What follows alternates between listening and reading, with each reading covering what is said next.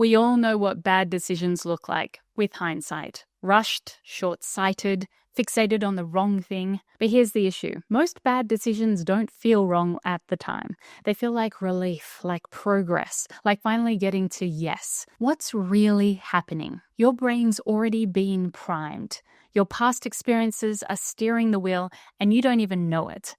A new study from Carnegie Mellon found that when a group of people use the internet to generate ideas, they come up with less creative results. For example, a person trying to brainstorm things you might spread, who sees answers like butter or jam, is more likely to come up with other foods such as cream cheese, and less likely to come up with non-food-based answers like disease or rumors. This is an example of the fixation effect. When we see a possible solution, it primes us to think of similar answers and makes it harder to think of new or different answers. When we are primed without realizing, we can make bad decisions. This can have a profound impact in business. I was running an MBA intensive for 5 days on negotiation. 40 managers from national and global companies were present. I gave them a case study, a business sale, but the numbers were structured so there was no possible agreement.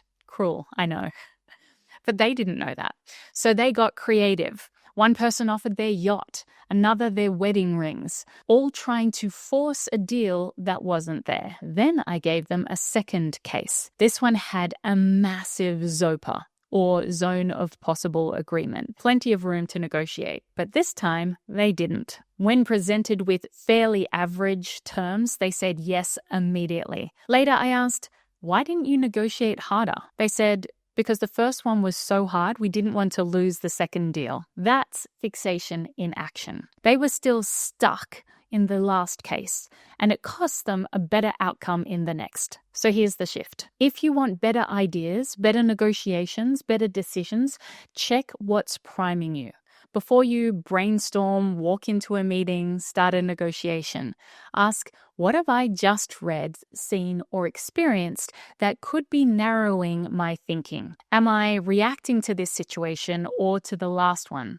And when leading others, start clean, set context. Don't let the previous slide, the last meeting, or yesterday's failure define today's decision. Because once your brain locks on the first answer, you'll stop looking for the best one.